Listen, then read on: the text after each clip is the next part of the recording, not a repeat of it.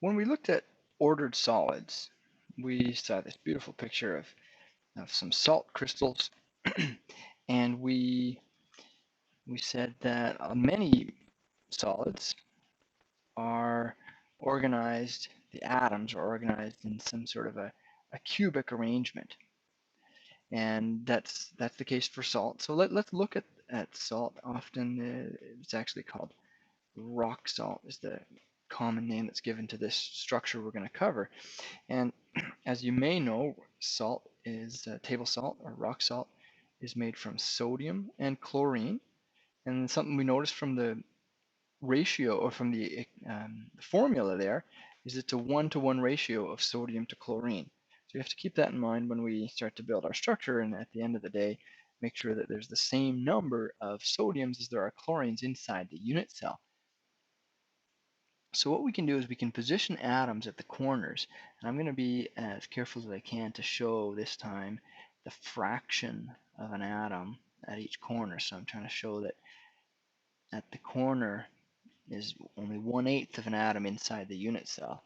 And these are the chlorine atoms, although you'll see you could actually create the same structure later by reversing the positions of sodium and chlorine. It's equivalent, but largely by convention, the chlorines are often or usually represented at the corners.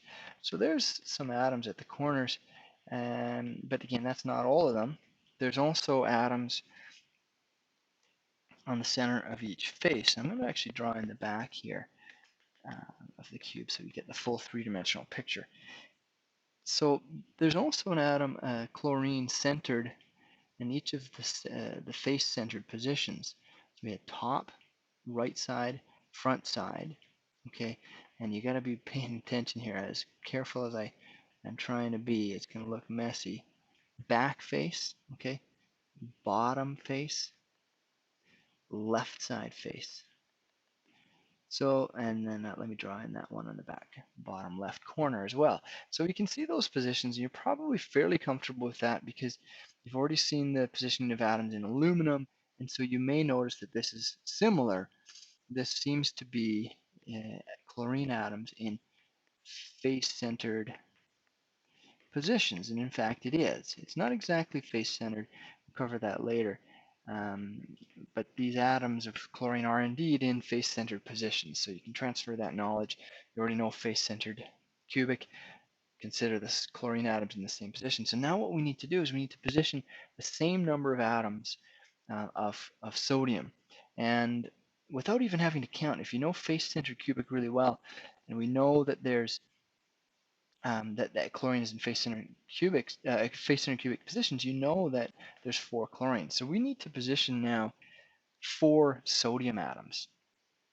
And it turns out that they actually reside in these edge positions. So right on the center of each edge is a chlorine. I'm not actually drawing the direction of contact between atoms yet. We'll cover that a little bit later. But in the center of each edge, so the front face, the top, the bottom, left, the right, the bottom there, I'm dashing these ones in the back, is a sodium atom in that back corner there. So there's 12 edges, and what fraction of a sphere is represented there on the edge? Well, you've cut essentially a sphere into 2 planes, so you're left with quarters, little wedges of an orange, you could imagine perhaps.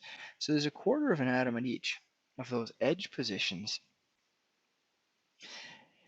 And let's just tally that up.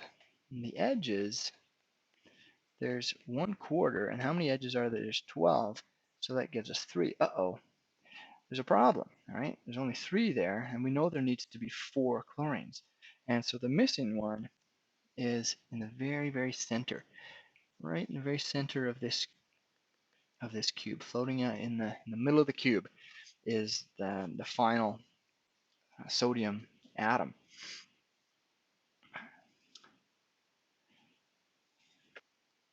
So now what we can do is we can go back to what we're really after here, which is the density.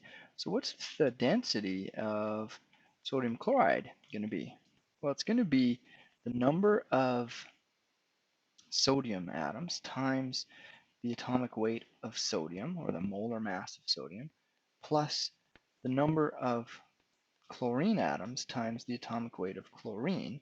That's how much the unit cell weighs. And then you've got the volume of the unit cell. And again, to make the units work out, we've got Avogadro's number because atomic weight is represented in moles. And that's not bad. But we can generalize this a little bit further because we can realize that there's a ratio between the number of sodiums and the number of chlorines. And for this particular example, it's 1 to 1.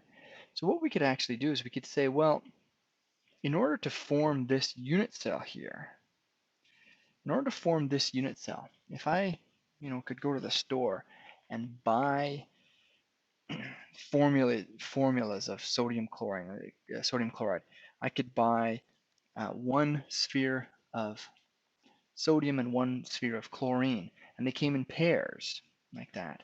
Well, how many pairs of sodium and chlorine would I have to buy or obtain to form this unit cell? And I think the answer should come to you fairly quickly when you realize, well, there's 4 chlorines, there has to be 4 sodiums. We worked that out. We know that there's 4 sodiums, 4 chlorines. So we could, instead of just using N sub A and N sub Cl, we could be a little bit more general for any type of ceramic, and we could say, okay, the theoretical density is going to be some number, but the number has to represent the number of multiples of the formula. That's the formula. And in this case, it was 4. In the general case, we're just going to say it's N. We had N, though, for a metal, so let's call this N prime. So it's a different number. And that represents the number of multiples of the chemical formula that go into the unit cell.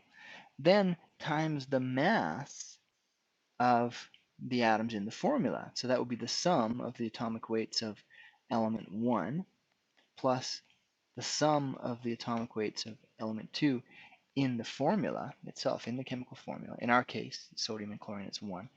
And then divided by the volume of the unit cell and Avogadro's number.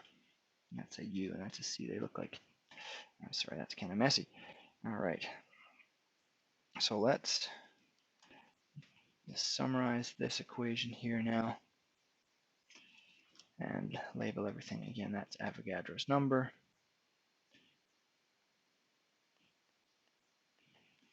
Okay, that's the volume of the unit cell.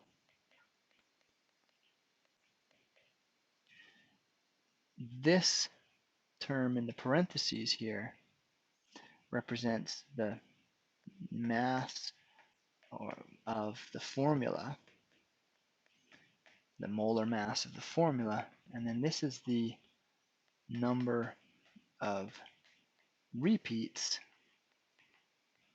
of the formula. Sometimes this is called the number of, I've seen it called number of formula units. All right, in case you come across that, but it's the number of times you repeat the formula to create the unit cell.